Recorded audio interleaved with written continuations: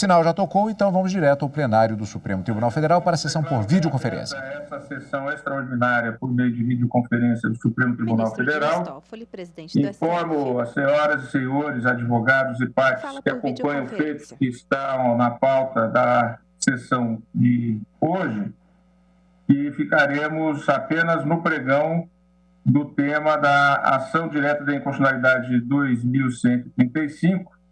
Iniciamos antes do intervalo, os outros feitos serão devidamente realocados. E também informo as senhoras e senhores advogados e todos que nos acompanham, em razão da complexidade do tema e da densidade da análise, não é? A ministra relatora lembrou em seu relatório que só a análise da cautelar levou 6 anos, e nós agora estamos julgando o mérito. Na data de hoje, ficaremos apenas no voto da eminente relatora e depois suspenderemos o julgamento para continuidade futura. Passo a palavra, então, à eminente relatora, a ministra Carmen Lúcia, para o seu voto. Muito obrigada, senhor presidente, senhores ministros, senhor vice-procurador e senhores advogados. Cumprimento cada um, doutor Eugênio, doutor Paulo, doutor Leonardo, vejo aqui os outros, doutor César Brito, enfim, cumprimento cada qual, o senhor ministro da AGU, professor José Levi, agradecendo pelas achegas que trazem, os realces dados aos diferentes pontos. Eu chamo a atenção para a circunstância de que nesta ação foram postas em causa, quanto à validade constitucional, 9 itens específicos de normas constitucionais introduzidas pela emenda constitucional número 19, de 98.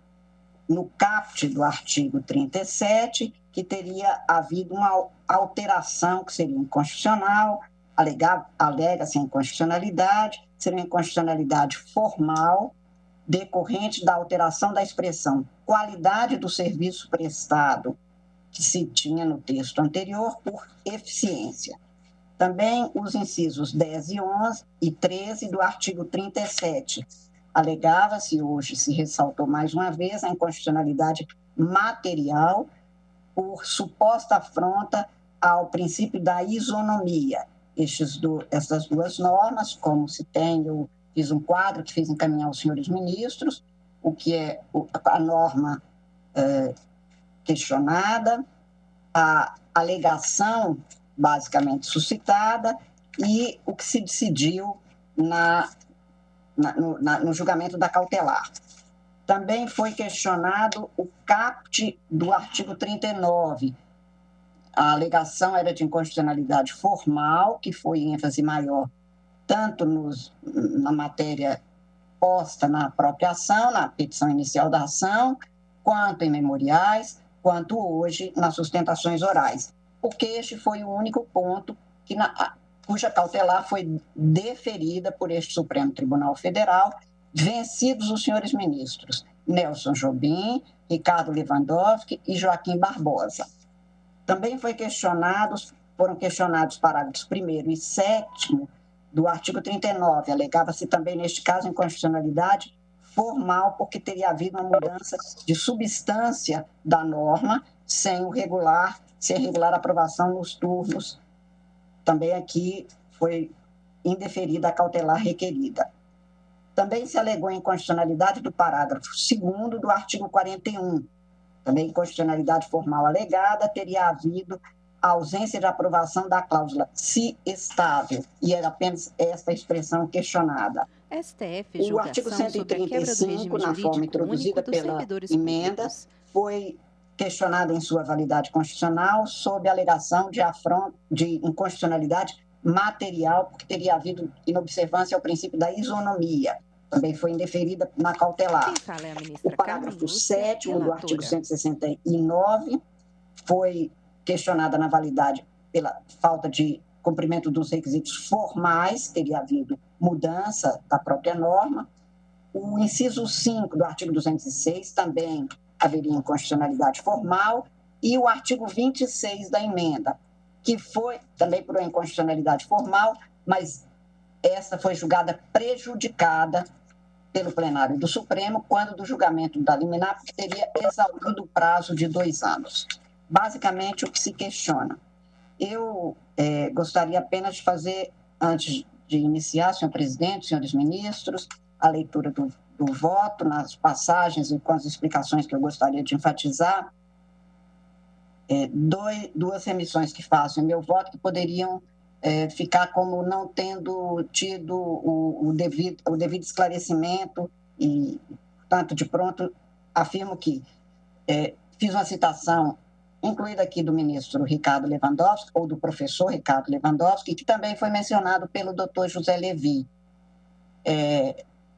Interpretação faz parte da própria essência da nossa tarefa e da tarefa de qualquer aplicador do direito. Mas devo dizer que este caso, que como já mencionou o ministro-presidente, teve 4 pedidos de vista, com exame muito aprofundado em fase de cautelar, acarretou votos que foram extremamente técnicos, não foram meras ilações nem conjecturas, muito ao contrário. Temos votos como do próprio ministro relator originário, ministro Nery da Silveira, farei remissão a algumas passagens do seu voto, mas também a ministra Ellen Grace, que é uma exemplar juíza, ou foi uma exemplar juíza, muito técnica, que também pediu vista e volta com seu voto nos termos do que examinado, e mesmo a citação que é feita sobre o regime jurídico único, se teria sido validado numa segunda votação ou não, devo dizer que este tema está posto de novo ao Congresso Nacional, conforme noticiado amplamente hoje, e que neste período, o que sempre o direito administrativo brasileiro enfatizou foi exatamente o que encarecido pelo ministro Ricardo Lewandowski. Ou seja, quando a Constituição estabelece que a União, os Estados, Distrito Federal e municípios instituirão um regime jurídico único, é óbvio que cada um só pode instituir o seu no espaço da competência administrativa federativa própria de cada um. O contrário é que seria cogitável de ter um regime seletista aplicável igualmente para uma cidade do interior ou para a capital paulista, por exemplo. Então, não há aqui nenhum desvirtuamento no que foi julgado e no que agora trago como voto, absolutamente em relação à federação, que foi encarecida. A introdução, vou explicar depois, daquela norma se deveu aqui. Em alguns órgãos estatais, da União dos Estados, Distrito Federal e Municípios, às vezes tinha 5 pessoas trabalhando em igualdade de funções, mas com regimes jurídicos completamente diferentes. Por isso se resolveu, e está nos debates da Constituinte, estabelecer que haveria um regime jurídico único. Eu não faço, senhor presidente, senhores ministros, nenhum tipo de valoração da escolha constituinte, do constituinte originário ou do constituinte reformador. Esse espaço é da política, é do representante do povo eleito para esta função, e aqui eu me atenho rigorosamente ao que se põe na Constituição, que estabelece em seu artigo 60 o processo específico próprio e insuperável de mudança da Constituição. Caso contrário, teríamos uma Constituição flexível, não rígida. Se pudesse se mudar segundo um procedimento que não cumprisse aquela norma, e aí me parece que não é norma regimental, basicamente o que aqui se contém no questionamento realmente não teria sentido nem lugar. Mas não foi isso que foi posto, nem foi cuidado pelo Supremo. Quer no julgamento da cautelar, quer agora no voto que eu pretendo e nos votos que se seguirão com toda certeza. Tanto senhor presidente, senhores ministros, senhor vice-procurador, senhores advogados, eu lembro mais uma vez que iniciado o julgamento da medida cautelar em 8 de novembro de 2001, acaba aquele julgamento em 2 de agosto de 2007. E naquele julgamento se concluiu por maioria, e como disse, vencidos os ministros Nelson Jobim, Ricardo Lewandowski e Joaquim Barbosa, que proferiram votos alongados, percussientes, foi deferida parcialmente a medida cautelar, com efeitos ex nunc, para suspender a eficácia do caput do artigo 39 da Constituição, alterado pela emenda constitucional número 19, de 4 de junho de 98. E isso se deu nos termos, basicamente, do voto do relator originário desta ação, o ministro Nery da Silveira. O plenário, por unanimidade, declarou prejuízo da ação direta quanto ao artigo 26 da emenda constitucional número 19, e eu estou mantendo, até porque aí o prejuízo já foi assentado naquele momento, apenas reiterando, e também indeferiu a suspensão cautelar da maioria das normas impugnadas. E aí são essas 9, essas 8, porque a do artigo 26 foi declarada prejudicada. Somente deferiu relativamente, como eu disse, ao caput do artigo 39. A discussão manteve-se fundamentalmente, e na maioria dos dispositivos e dos fundamentos apresentados nos diferentes votos, pela inconstitucionalidade formal da alteração promovida no caput do artigo 39. Tinha sido suprimida a previsão do regime jurídico único dos servidores da administração direta das autarquias e fundações públicas, que era previsto originariamente, e o dispositivo que foi questionado passava a prever a instituição dos conselhos de política da administração e remuneração de pessoal a serem integrados por servidores designados pelos poderes da República.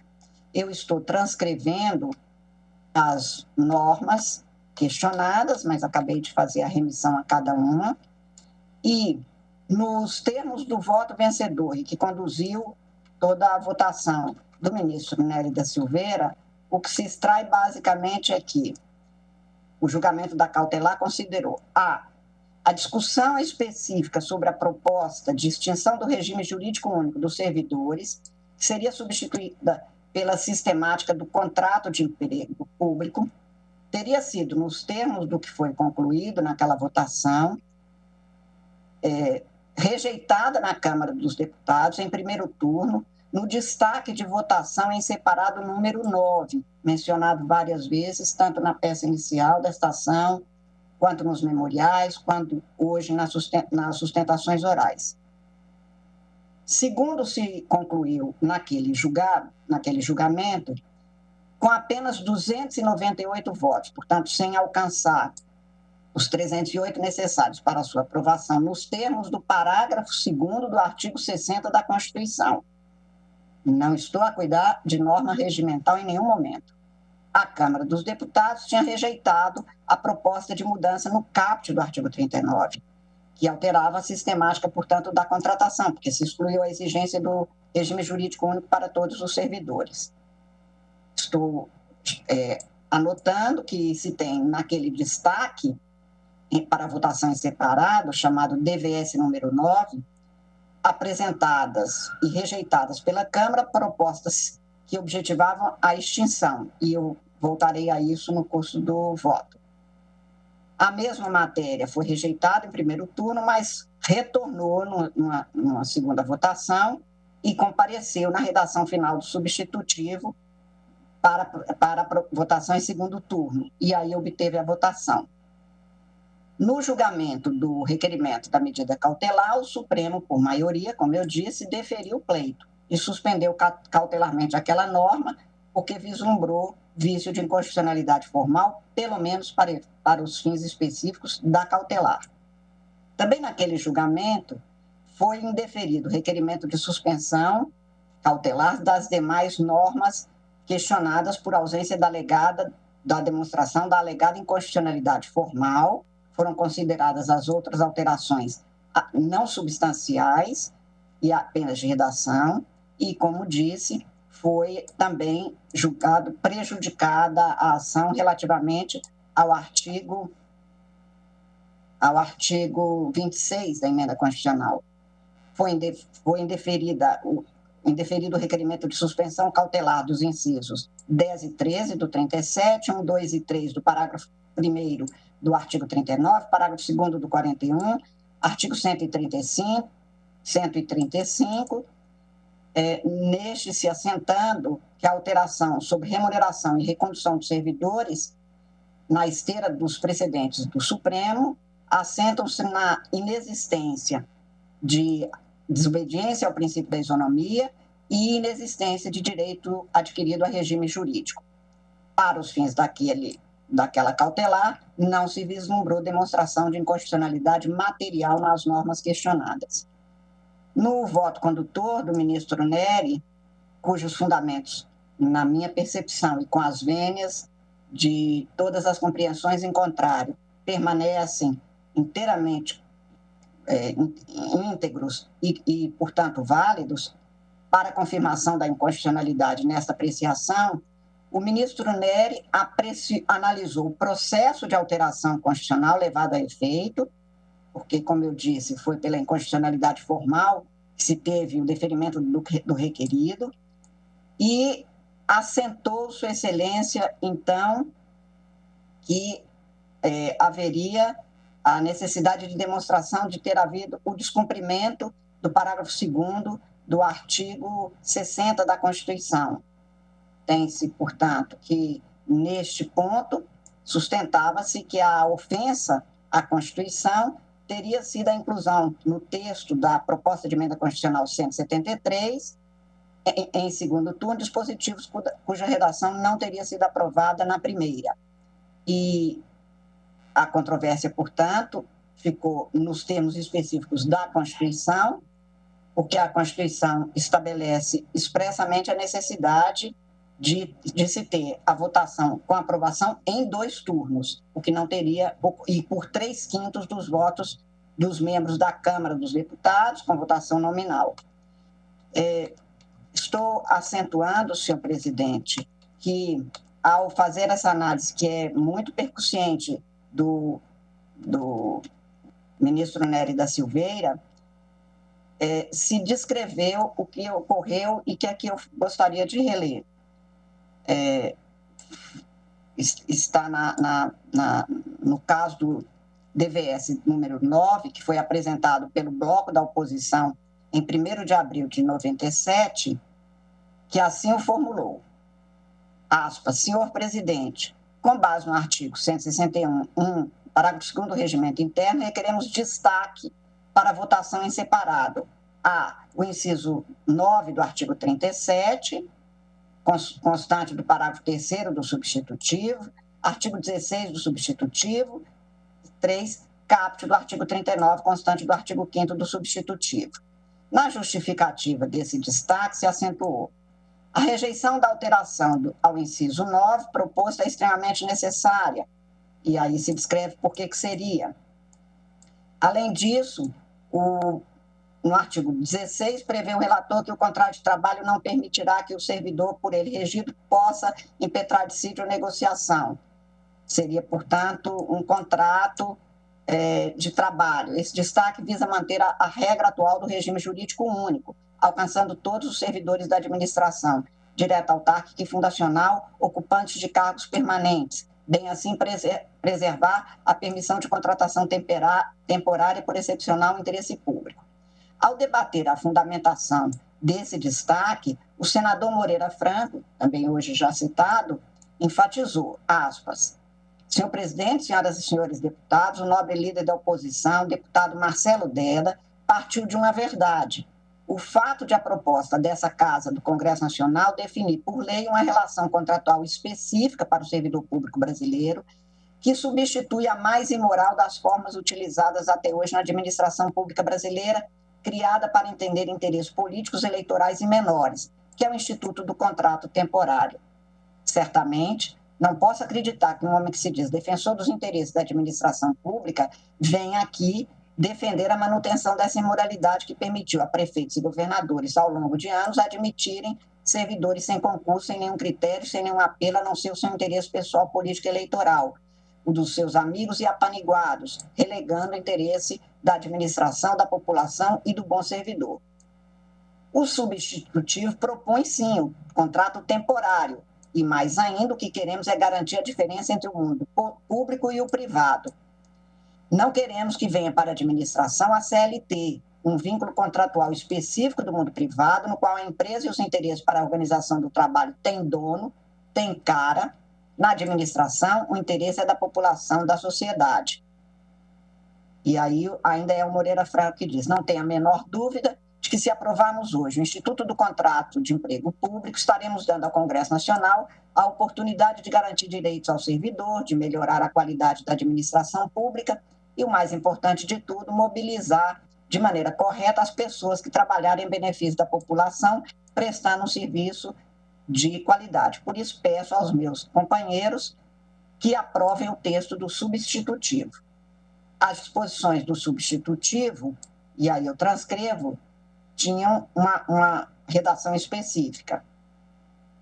Como disse, faço a transcrição em meu voto. Mas também transcrevo que, na votação, após longos debates, ocorreu a votação do DVS no dia 23 de abril de 97, registrando-se o seguinte resultado, aspas, votaram sim 298, não 142, abstenções 8, total 448. O presidente proclamou: são rejeitados os dispositivos. Em consequência, ficam suprimidos do texto.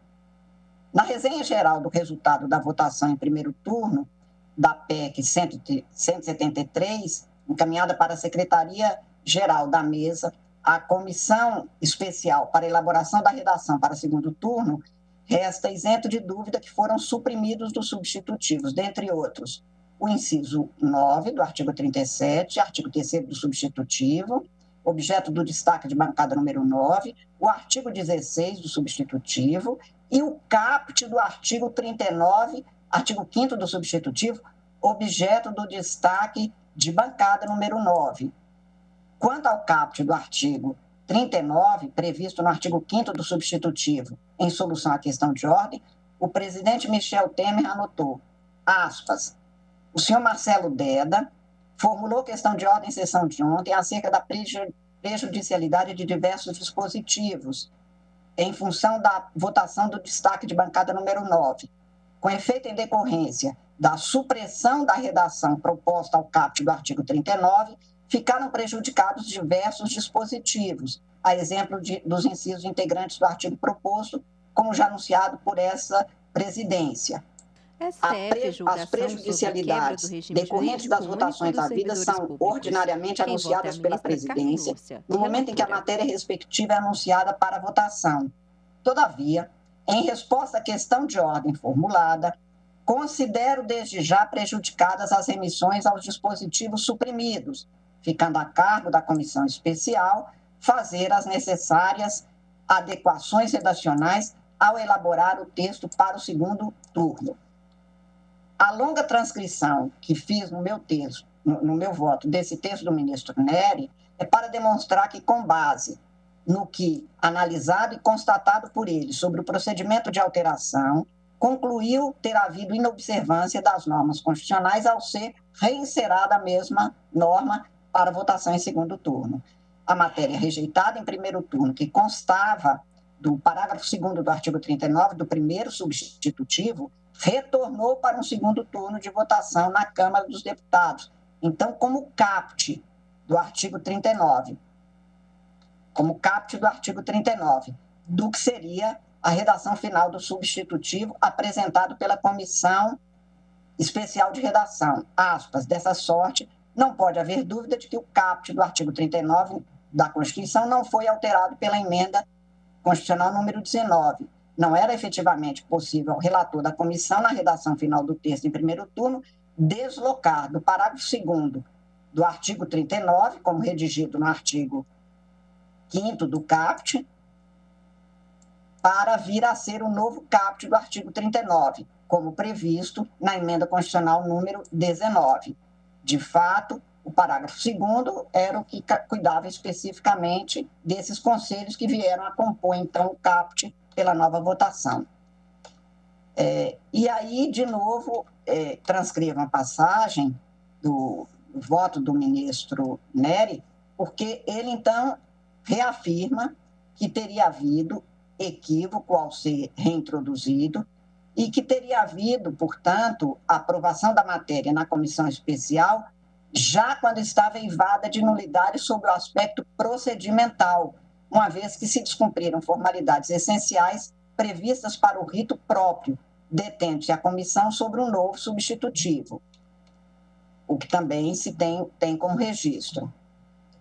Concluiu, por isso, o ministro Nery da Silveira pela infidelidade da redação final da proposta que submetia a um segundo turno de votação matéria rejeitada no primeiro. E aqui, de novo, transcreva a passagem do voto de Sua Excelência, no qual expressamente ele faz todas as anotações sobre o que veio a ser considerado o novo caput daquele artigo. Nos termos do voto do ministro Nery da Silveira, que a maioria concluiu ter sido rejeitada a proposta de alteração do caput do artigo 39 para a criação do chamado contrato de emprego público, quando da votação do destaque para a votação em separado número 9. Aquela rejeição alcançou também outros dispositivos, nos quais havia sido cuidada a matéria. É ainda o ministro Nery que afirma. Ora, essa disposição do substitutivo foi parte do DVS número 9, que não logrou aprovação em plenário em primeiro turno. Esta está, aliás, claro, na proclamação do resultado da votação do primeiro turno, que foi suprimido do substitutivo inciso 9 do artigo 37, objeto do destaque, como sucedeu com o caput do artigo 39. Dessa maneira, manteve-se o inciso 9 do artigo 37 na redação original quanto à possibilidade de contratação por tempo determinado para atender à necessidade temporária de excepcional interesse público. Não se consagrou destarte na emenda constitucional número 19 o pretendido contrato de emprego público, eis que não aprovada a nova redação proposta constante do artigo 3º do substitutivo da comissão especial, que foi, em consequência, suprimido do texto. E ainda Sua Excelência afirma também o artigo 16 do substitutivo, ao pretender introduzir o parágrafo 3º do artigo 114 da Constituição, para que não se inserissem na competência da Justiça do Trabalho os litígios decorrentes de contrato de emprego público previsto no substitutivo, foi dele suprimido, expressamente porque objeto do DVS número 9 não aprovado, fecho aspas. Essa longa transcrição é para se estampar exatamente os termos peremptórios adotados pelo ministro Nery da Silveira e que comprovaram, segundo ele, e tenho como certo, senhor presidente, o vício formal descrito, pedindo vênia às compreensões diferentes. A jurisprudência do Supremo consolidou-se no sentido da possibilidade de invalidação de emendas constitucionais, nas hipóteses de ultraje aos limites esculpidos no artigo 60 da Constituição da República de 1988. É a citação que faço de voto do ministro Luiz Fux, na ação direta 5.105, e no mesmo sentido tem-se ainda, do ministro Luiz Fux, voto proferido na ação direta de inconstitucionalidade número 4.425, apenas para ficar em alguns precedentes da nossa Casa que permitem que seja declarada inconstitucionalidade por vício formal, nos casos em que não se tenha o acatamento pleno do que previsto no artigo 60 da Constituição. Observa-se, no caso, que em 1º de abril de 1997, na tramitação do substitutivo da proposta de emenda constitucional 173, o bloco de oposição apresentou um pedido para votação em separado, o destaque para votação em separado, como eu disse, de alterações para normas que extinguiam a previsão constitucional originária do regime jurídico único e instituíam o contrato de emprego público. O pedido objetivava expressamente, como consta da justificativa, aspas, manter a regra atual do regime jurídico único, alcançando todos os servidores da administração direta, autárquica e fundacional, bem assim preservar a permissão de contratação temporária por excepcional interesse público. Ao contraditar os argumentos oferecidos pela oposição, o relator da proposta de emenda à Constituição, então deputado federal Moreira Franco, demonstrou plena ciência do objetivo do DVS número 9, ou seja, a manutenção do regime jurídico único. E aí eu já li para Vossas Excelências e transcrevi o que se contém no debate, nos debates havidos na Câmara, no qual se tem a seguinte fala daquele eminente parlamentar: não tenho a menor dúvida de que, se aprovarmos hoje o Instituto do Contrato de Emprego Público, estaremos dando ao Congresso Nacional a oportunidade de garantir direitos ao servidor, como li antes. Portanto, por isso, afirmou ele, peço aos meus companheiros que aprovem o texto do substitutivo. E transcrevo, portanto, o que se continha naquele DVS número 9. Submetido, como disse, à votação pelo plenário, o substitutivo foi aprovado, ressalvados os destaques, com 309 votos favoráveis, 147 votos contrários e 18 abstenções.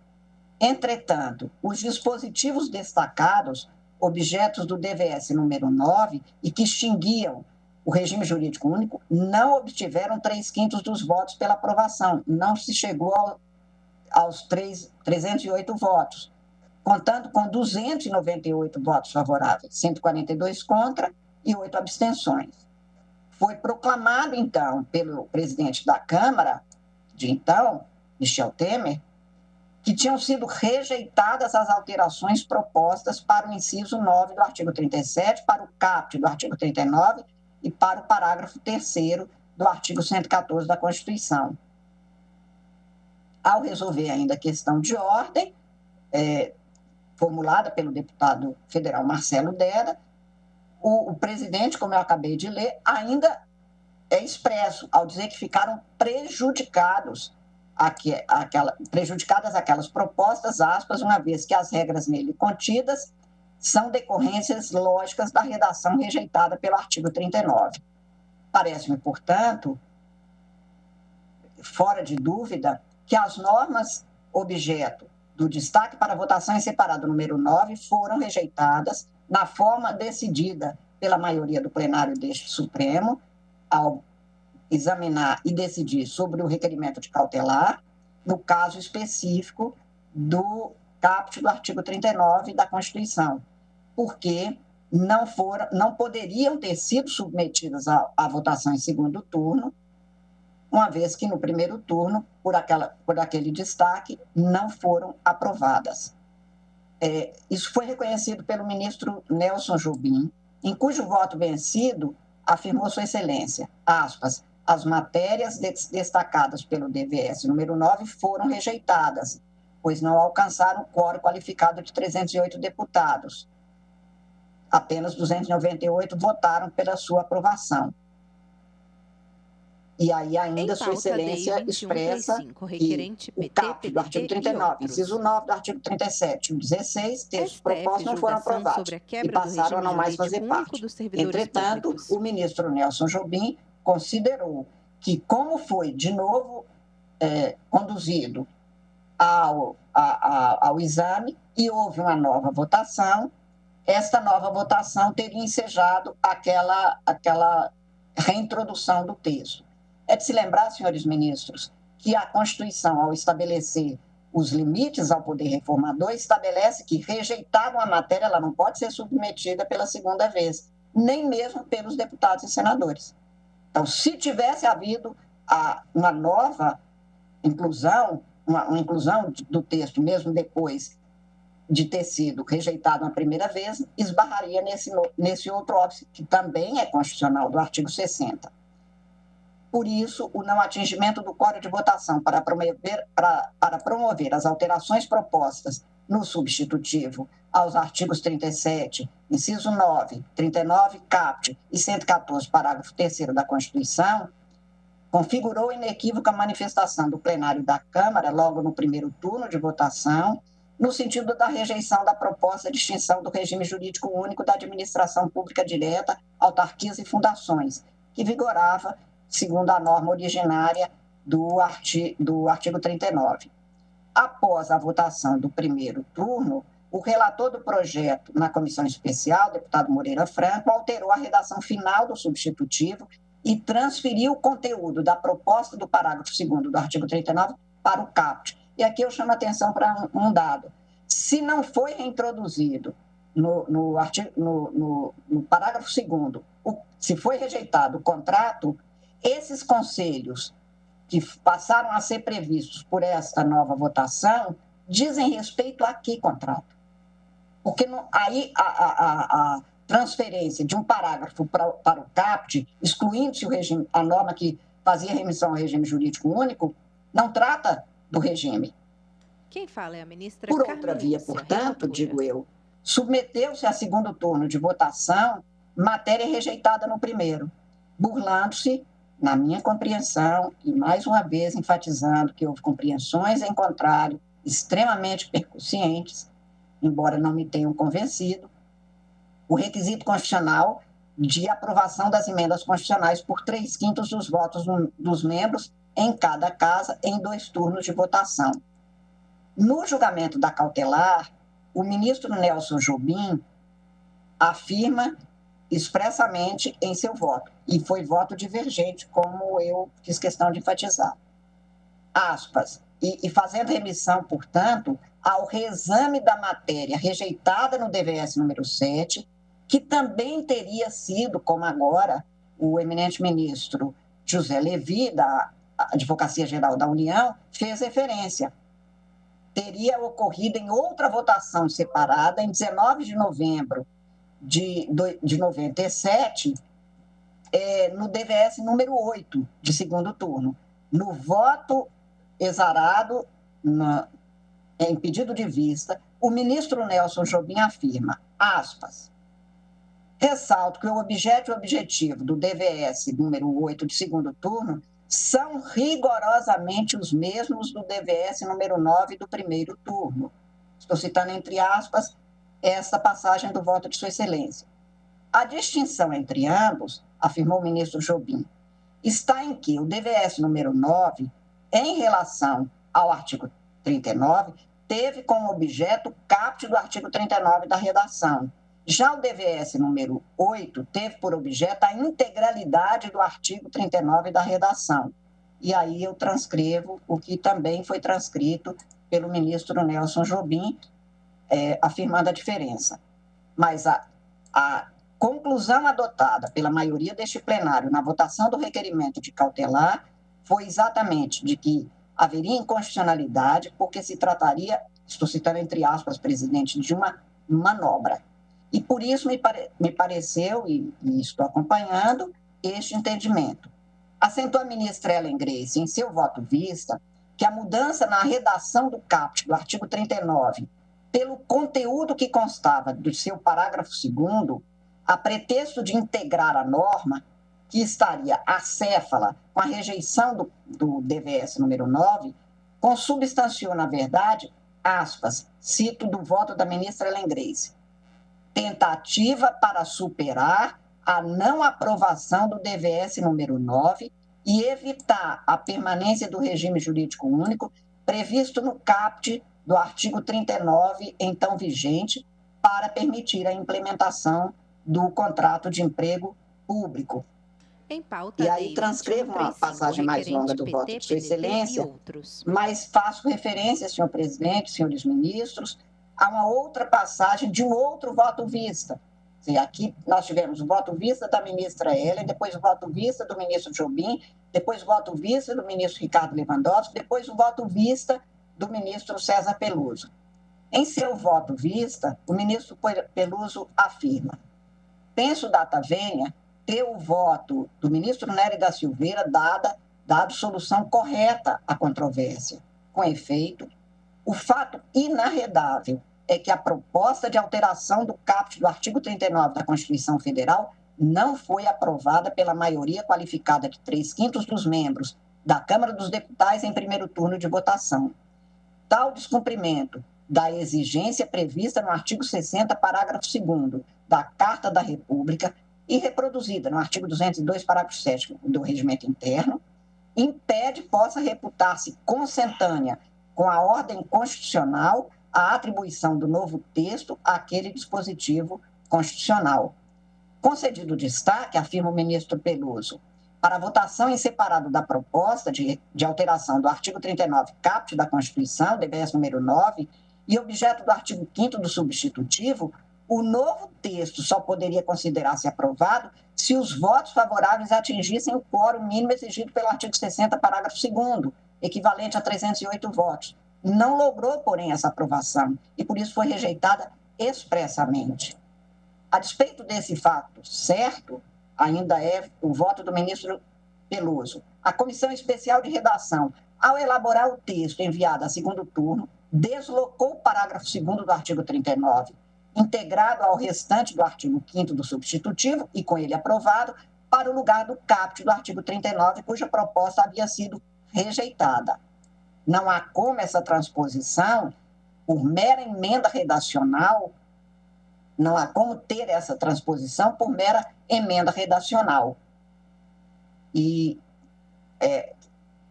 afirma ele, em outras palavras, revogou-se o artigo 39 caput da Constituição Federal sem que tenha sido composta a maioria qualificada a cuja formação o artigo 60, parágrafo 2º, condiciona qualquer modificação no texto constitucional. Em suma, afirmou o ministro Peluso, a Comissão Especial de Redação alterou o dispositivo constitucional que a Câmara dos Deputados não quis modificar, fecho aspas.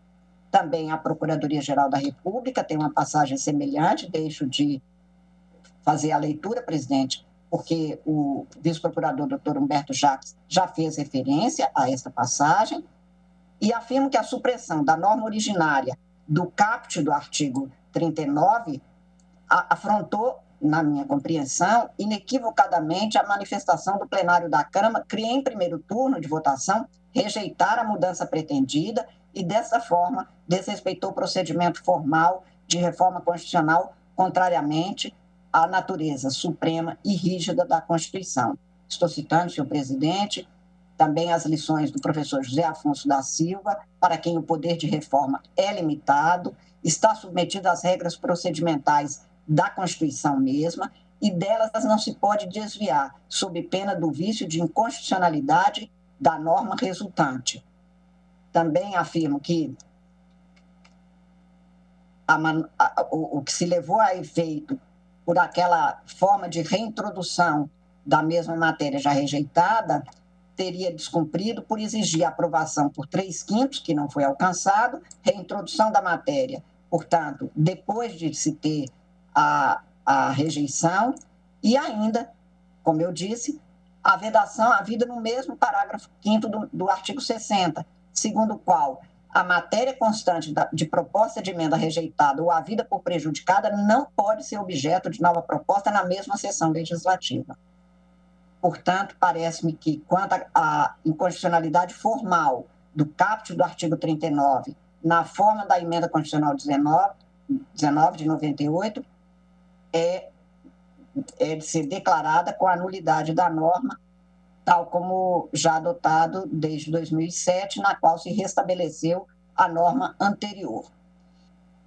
Faço ainda referência, senhor presidente, à ausência de outras inconstitucionalidades formais que foram alegadas, basicamente em relação ao caput do artigo 37, como eu disse, foi introduzida a palavra eficiência, que é um princípio de direito administrativo, que se somou aos demais, e, portanto, aqui tenho como realmente nenhuma dificuldade para assegurar que não houve alteração substancial. A análise dos textos do caput do artigo 37, parágrafo 1º, incisos do 39, parágrafo 7º do artigo e parágrafo 7º, parágrafo 7º do 160 e 206, inciso 5º, que os autores alegam que teria configuraria gravíssimo precedente, porque não teriam sido aprovados, na minha compreensão, realmente aqui não se tem a inconstitucionalidade formal. A análise dos textos submetidos à votação na Câmara e no Senado não conduz à conclusão de que, nestes casos específicos, teriam sido modificadas em sua substância, em sua matéria, mas por emendas tipicamente de redação, não se havendo, portanto, cogitar nestes casos de inconstitucionalidade, o que foi confirmado pela unanimidade dos ministros na apreciação da cautelar.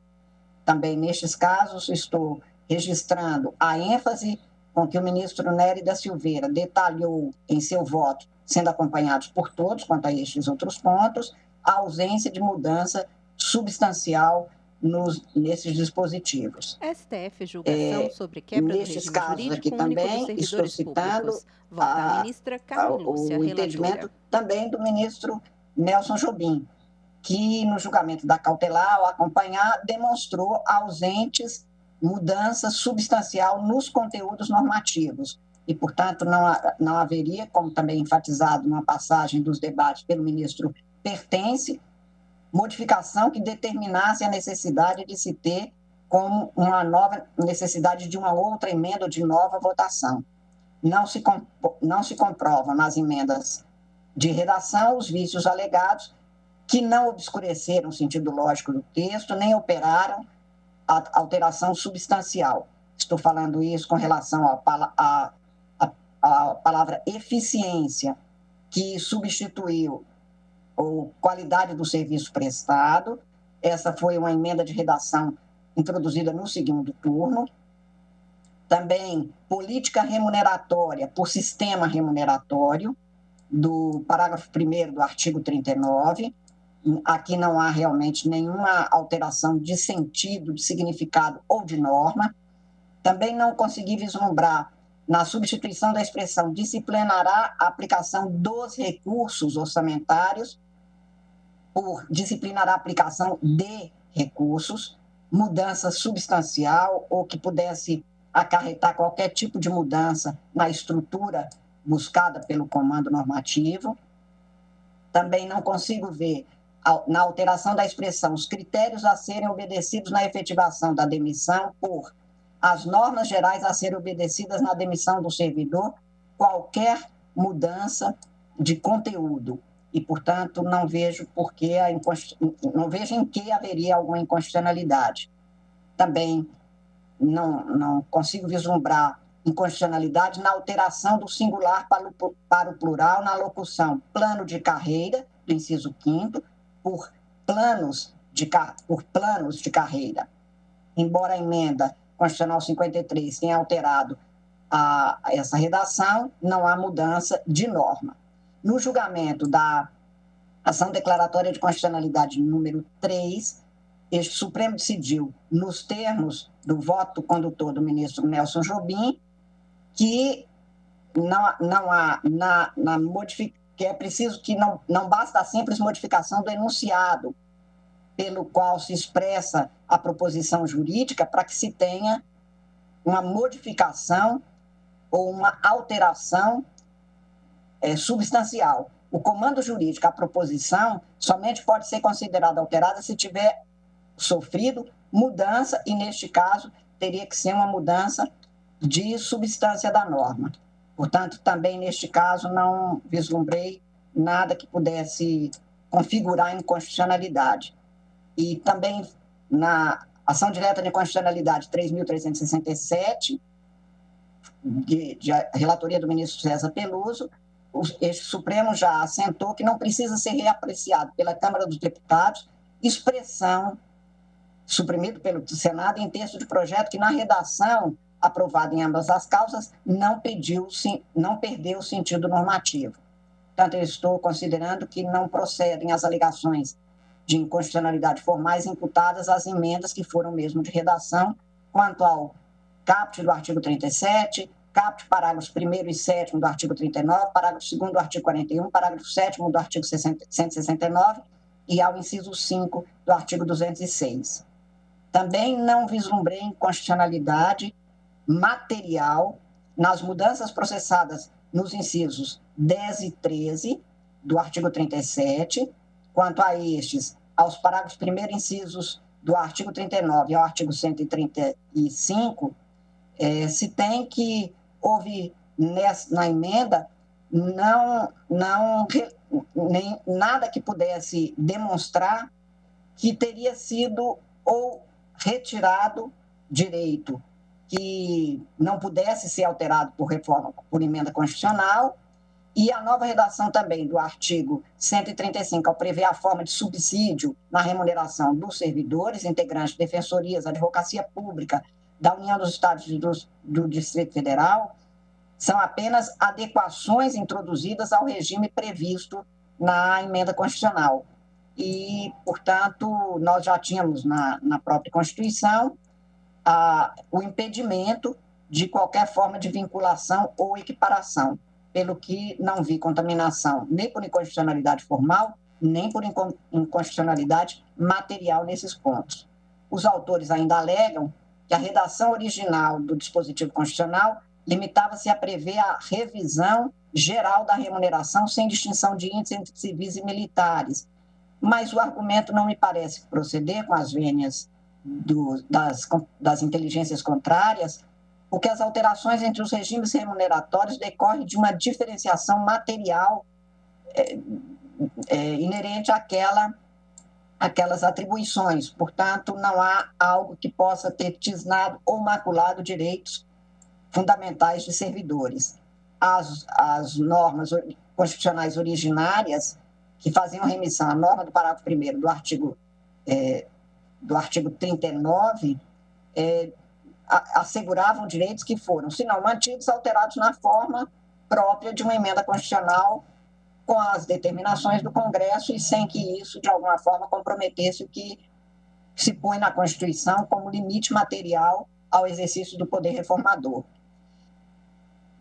Neste item, ainda realço que o Supremo tem reiteradamente decidido que a isonomia de vencimentos estabelecida por dispositivo constitucional revela critério a ser adotado pelo legislador na edição das leis e nas quais se cuide de remuneração dos cargos públicos.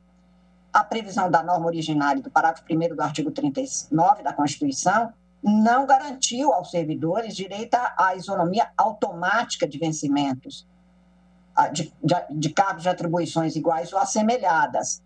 E o artigo 37, inciso 13, vedava e veda ainda a vinculação ou equiparação de vencimentos de espécies remuneratórias para efeito de remuneração do pessoal do serviço público. Então, a conclusão sobre isonomia sempre defendeu de lei específica que adotasse um discrimen próprio e legítimo para que pudesse ser feito.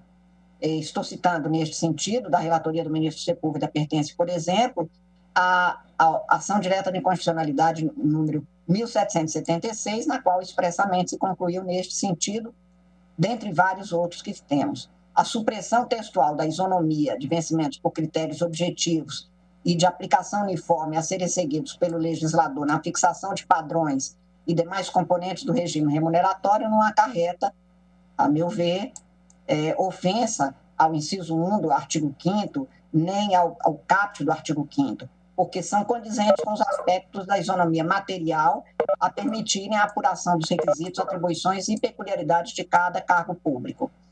Neste sentido, já me manifestei em várias outras ocasiões. O Supremo Tribunal tem jurisprudência consolidada quanto à inexistência de direito adquirido a regime jurídico previdenciário, tributário, administrativo. Estou citando quase meia página aqui de precedentes e poderia citar muito mais, senhor presidente. Quanto ao parágrafo 2º do artigo 41, no qual se dispõe são estáveis, após 2 anos de efetivo exercício, os servidores nomeados em virtude do concurso público, passou-se a previsão de após 3 anos. E o que é questionado nem é isso, é o parágrafo 2º no qual se tem que, invalidada por sentença judicial a demissão do servidor público, ele será reintegrado e o eventual ocupante da vaga, se estável, que será reintegrado. E este ponto também foi objeto de um grande debate no exame da cautelar, e o ministro Brunelli da Silveira acentuou, então, que em cautelar não se haveria de reconhecer existência de vício formal pela alegação de que a cláusula, se estável, não poderia ter constado. E agora, no exame de mérito, senhor presidente, também me parece não haver algo que pudesse ofender qualquer disposição constitucional, que não pudesse ser objeto de alteração pelo Constituinte reformador, da indicação de um critério a ser observado para essa reintegração. A alteração, portanto, não me parece, neste caso, nem formalmente, porque já se incluía num dos sentidos que era dado, e o ministro Ricardo Lewandowski foi expresso em seu voto, naquela sentada, a afirmar exatamente isso, que a inclusão da cláusula "se estável" no parágrafo 2º da Constituição tinha o sentido de tornar mais explícito o pretendido com o novo dispositivo constitucional, ou seja, não se introduzia uma novidade, mas esclarecia-se um ponto já cuidado. A condicionante, portanto, inserida no parágrafo 2º do artigo 41, não contraria direitos e garantias constitucionais, harmoniza-se com o que é a estabilidade no serviço público e, a um só tempo, fortalece o instituto da estabilidade e a confirmação na relação estatutária não contratual entre servidor e administração pública. Como foi afirmado, senhor presidente, senhores ministros, por este plenário no julgamento da cautelar, está prejudicado o pedido no que se refere ao artigo 26, pelo exaurimento do seu tempo. Foi unânime esta decisão, pelo que, pedindo muitas desculpas, senhor presidente, pelo alongado do meu voto, e saltei algumas transcrições, mas achei que era necessário enfatizar o longo e aprofundado debate levado a efeito pelo plenário no julgamento da cautelar. Eu estou votando no sentido de julgar parcialmente procedente a presente ação, para declarar a inconstitucionalidade formal do caput do artigo 39 da Constituição da República, que foi alterado pela emenda constitucional número 19, portanto, confirmando a cautelar deferida por este plenário, até mesmo, senhor presidente, quanto à definição dos efeitos. Na assentada em que se deu a finalização daquele julgamento, foi proclamado que, a despeito da suspensão deferida, aspas, subsistindo a legislação editada nos termos da emenda constitucional, da emenda declarada suspensa. E, portanto, o que se manteve de 98 até 2007, até para evitar um caos administrativo ou uma situação realmente de profunda insegurança, foi mantido. Ora, 13 anos depois daquela ultimação do julgado, parece-me que de todo conveniente manter-se o que foi definido naquele momento. Ou seja, daí para frente, retornou-se à norma originária, e basta a gente pegar um exemplar editado pelo próprio Congresso Nacional para se ter exatamente no caput do artigo 39 a norma originária. E, desde então, passou a ser cumprida rigorosamente por todos os entes da Federação Brasileira. E parece-me que assim deva continuar. É como voto, senhor presidente, mais uma vez pedindo desculpas a Vossa Excelência, aos ministros, especialmente, pelo alongado do voto. Agradeço à ministra Carmen Lúcia. E também julga prejudicada a ação quanto ao artigo 26. Sim, confirmo exatamente. Cautelar nesse ponto. Então, eu vou... Urgência por 2 anos, né, presidente? Quando foi julgada, tinha 8 anos já, né? Então já tinha 6 no exaurimento. Então, eu vou suspender o julgamento com a proclamação parcial do voto da relatora, no seguinte sentido: Sua Excelência julga prejudicada a ação quanto ao artigo 26 da emenda constitucional número 19/1998 e, no mais, julga parcialmente procedente a presente ação direta a declarar a inconstitucionalidade formal do caput do artigo 39 da Constituição da República, alterado pela emenda constitucional número 19 de 1998. Fica essa proclamação e, a contrário senso, os outros dispositivos foram julgados improcedentes no voto da eminente relatora. A ação quanto aos outros dispositivos impugnados. Agradecendo a presença de todos, senhoras ministras, senhores ministros, senhor Procurador-Geral da República em exercício, senhor Advogado-Geral, senhoras e senhores advogados, servidores, todos que nos acompanharam, declaro encerrada a presente sessão. Um bom final de tarde e uma boa noite a todos. Muito obrigado.